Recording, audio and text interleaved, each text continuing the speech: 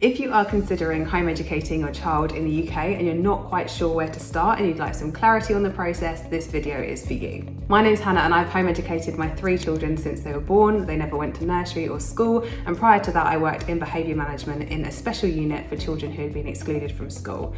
My children are now nearly 15, nearly 13 and 10, so I've been doing this a while, and I love helping parents navigate the home education process so they feel equipped, empowered and confident to do it.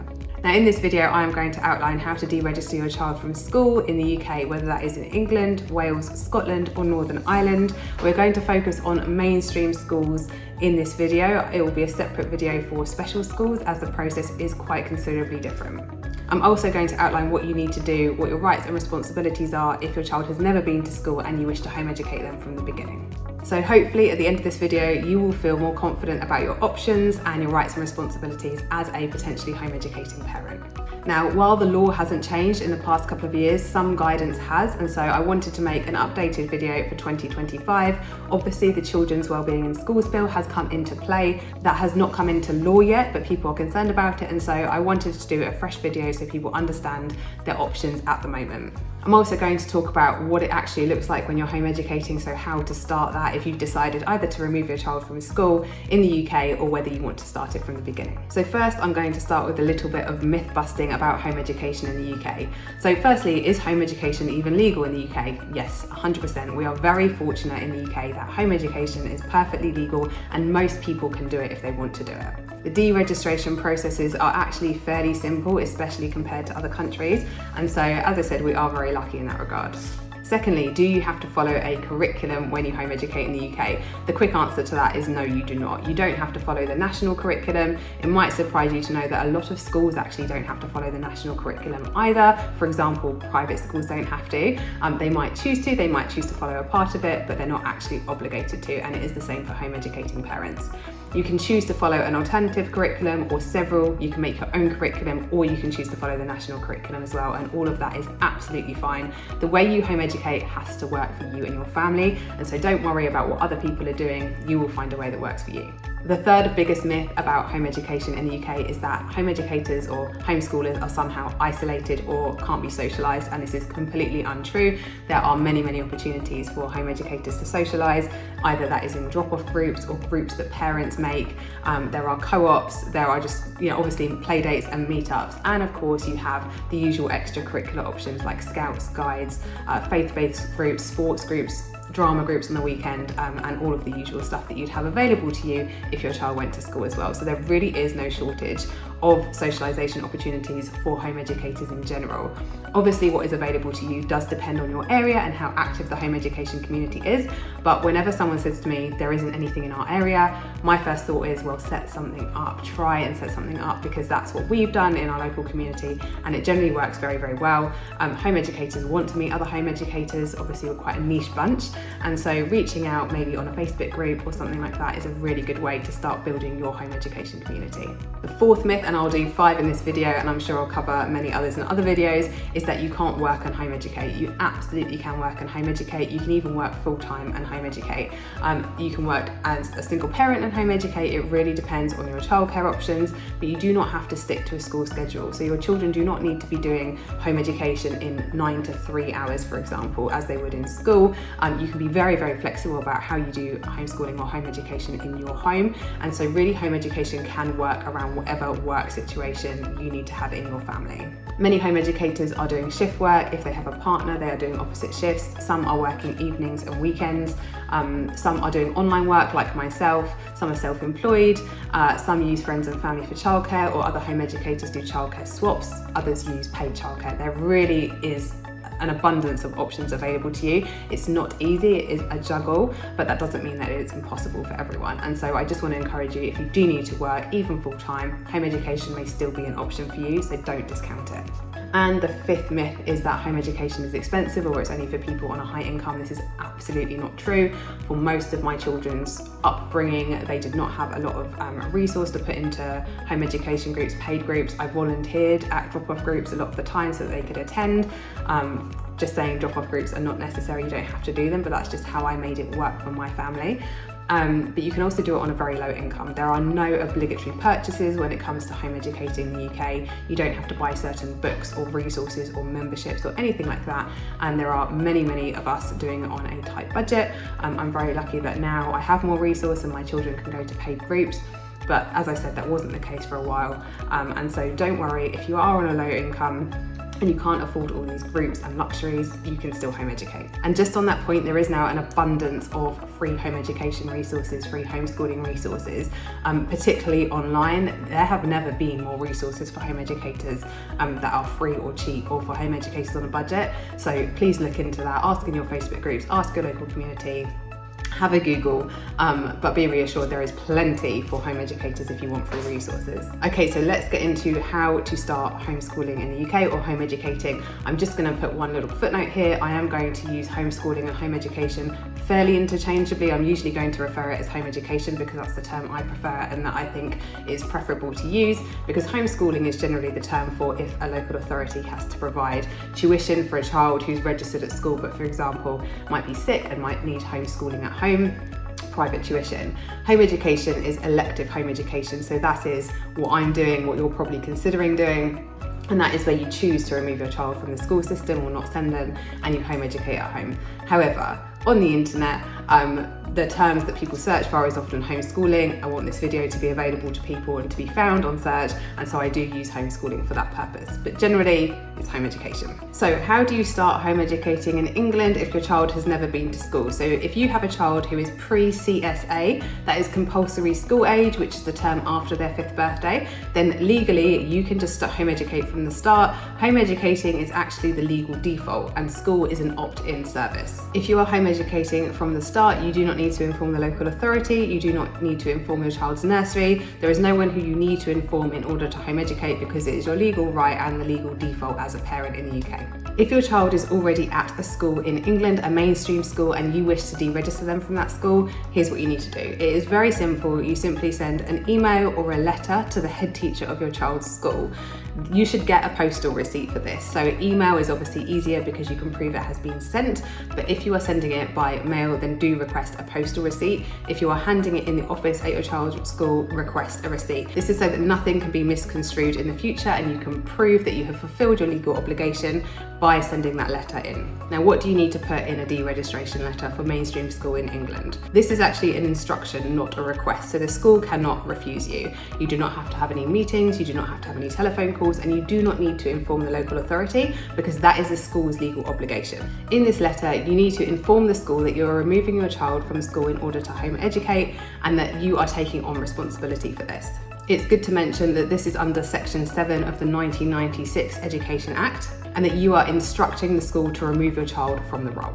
Now, you also have two options. You can either do this with immediate effect, i.e. on the day that the letter is sent in, or you can pick a date in the future, which is the effective date of your child's deregistration. If your child has a really good relationship with the teachers and other children at the school, and for example, you want them to finish the term to say goodbye properly, then maybe pick a date in the future if you feel that your child is still going to have a positive experience until the end. Unfortunately, many families are deregistering their child from school in England because of negative experiences within the school system, and so often with immediate effect is better for the child. That is up to you as a parent. Once you have sent the deregistration letter into the head teacher of your child's mainstream school in England, your legal duty is complete. You do not have to do anything else. You do not have to inform anyone else. The school has two legal obligations upon receipt of this letter.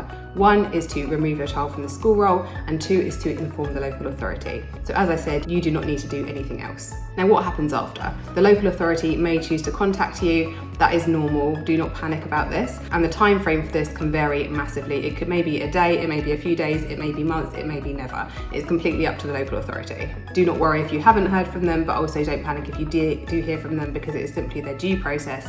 Their obligation as a local authority is to identify children missing in education, and so they may make some informal inquiries about how you are providing education for your child. Experienced home educators will generally tell you to keep everything in writing, because again, it means nothing can be misconstrued and you have a paper trail of proof of what you provided the local authority. Now, if your child has an EHCP, the process for deregistering your child is the same. However, upon receipt of the deregistration letter and when your child is removed from the roll, the local authority no longer has the obligation to provide what is in that EHCP for your child, so you are therefore financially 100% responsible for your child's education. If there is something in that EHCP that you really need, or you need the financial support, then it is better to request an emergency review of your EHCP, and then you can request EOTAS, which is education otherwise than at school. This is something slightly different to an EHCP, and sometimes it can come with a personal budget, so you can provide your child with the educational resources they need with financial support from the local authority. This is not very common, and often families do have to fight for this, but if your child has an EHCP and you do not wish to fully take on the responsibility financially of home educating them, then that is an alternative. Now, if you are in Wales, the process is exactly the same. So simply follow everything I have said if you have a child in mainstream school in Wales. As I said, I'm going to link deregistration letters down here so you don't have to worry too much about the phrasing or the wording, you can simply use the templates. Now, before I go over how to deregister your child from a school in Scotland, there is one thing to say, and that is sometimes schools do not play ball and they do not deregister your child, they do not remove that child from the roll. In this circumstance, you should send a failure to deregister letter, and I will also include a template for that in the description box. It is unfortunate that often schools and school staff aren't fully informed about the laws, rights and responsibilities when it comes to home education, and so sometimes this might come from a place of genuine concern and other times it may be malicious. Either way, the school does not have a legal leg to stand on. They are legally obligated to remove your child from roll upon receipt of the deregistration letter, and so I hope that brings some comfort to parents who might be going through this and are maybe a little bit worried. Let's talk about how to remove your child from a school in Scotland. Now, the process here is actually not called deregistration, it is called withdrawal, and so you actually do need consent from the local authority in order to withdraw your child from a school in Scotland under most circumstances. In a minute I'll outline the circumstances under which this wouldn't fall. Now, the first thing to say about home educating in Scotland, or starting home education in Scotland, is that if your child has never been to school, then you don't need to do anything. It is simply the same as England and Wales. It is the legal default, and therefore you don't need to inform anyone. If you wish to withdraw your child from a school in Scotland, you need to send a consent to withdraw letter to the local authority, and preferably your child's head teacher as well. Now, this withdrawal letter doesn't need to be long. You simply need to say that you've given it careful consideration and you wish to request withdrawal under Section 30 of the Education Act 1980 for Scotland, so it is different to England and Wales. You also need to provide a proposed plan of how you're going to meet your child's educational needs, so this again is different from England or Wales. This education plan should have things like educational resources that the child will have access to, so this includes clubs, websites, books, etc. You should probably include the style or approach of how the child is going to be home educated, how the child's views are going to be taken into account when you home educate, and how this is going to prepare your child for life. You should also include how your child is going to socialise, how they are going to have access to a broad spectrum of opportunities as they would in school, and how the education that you provide is going to take into account the child's individual aptitude, special needs and ability. Local authorities in Scotland are also expecting to see how your child is going to be involved in physical activity. They're going to want the consistent presence of a parent or caregiver. They want to know that there is an ethos behind your home education, essentially that you have fully thought this through. And so this is what the educational plan that you provide to the local authority is for.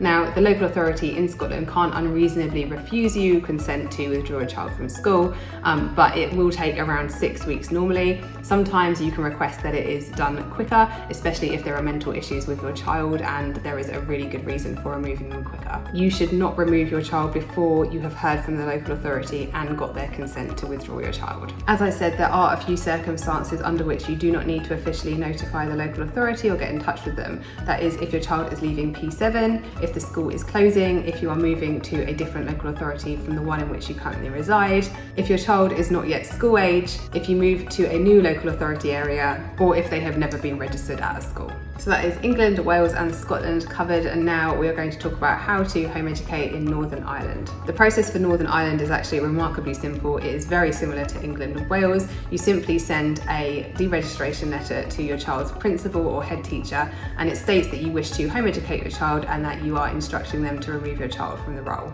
This is in accordance with the DENI Circular 2017/15 and the statutory rules for Northern Ireland 1974 number 78. Again, the deregistration template letters will be linked in the description. So hopefully you've got a much better and clearer idea of how to actually start home educating legally. So what does it look like when you actually start? When you home educate your child in the UK, you need to provide an education that is full-time and suitable for their age, aptitude, ability, and any special needs that they may have. Now, there are some grey areas and confusion over what a full-time education constitutes because it is not set out quantifiably in home education law. This, however, does mean you have a lot of flexibility flexibility. So as I said previously, you can work around home education and you do not have to stick to a school-style timetable. In fact, if you speak to most experienced home educators, they will say, look, if school didn't work for your child in a school setting, it's certainly not going to work at home. There are many different styles and approaches to home education, and you don't need to assign yourself into a box of one. Many of us explore and change as we go on and as our children get older. The best recommendation I can give you is go with what your child is passionate about, what they enjoy, and find things around those areas that they are going to love to do, especially at the beginning, which can be a really bumpy period.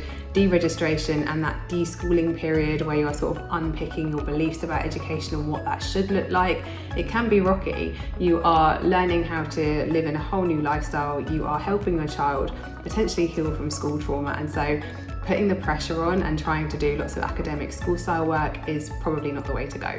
If I was starting home education again, and this is what I did nearly 15 years ago, I would be looking out for my local home education community, because that is the quickest and easiest way to plug in and find out what is on in your local area, to meet other home educators and get ideas, support and understanding from them, and actually find out the complete breadth and spectrum of what home education can look like, because no one should be telling you you should be home educating like this. It needs to work for your family and it needs to work for your child. If you are interested in learning more about home education, I have lots of playlists on my TikTok channel. I also have a guide on how to get confident, equipped and empowered to home educate, which has some therapeutic activities in. It also has a whole lot of information that I haven't included in this video. And this is based on my experience both in behaviour management and over 15 years of home educating, and I will link that down here as well. If this video has been helpful and you are considering home educating in the UK, please do subscribe for more videos. I will be doing day in the life videos, more informative videos and anything else that you guys would like. So a follow would really be appreciated, and thank you very much for watching.